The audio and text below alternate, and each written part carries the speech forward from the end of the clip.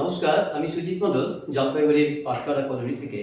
এখন আমি নিজের লেখা ও নিজের সুরে একটি সঙ্গীত পরিবেশন করছি। গানের কথায় কথায় মিষ্টতা ছড়ায়, দূরে থাকে যারা ভালোবাসে তারা।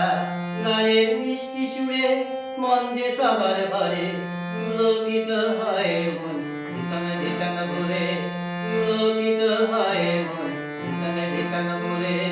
আছে যত দুঃখ যারা আছে গ্লানি, সব কিছুই দূরে করে সুরের গাথনে।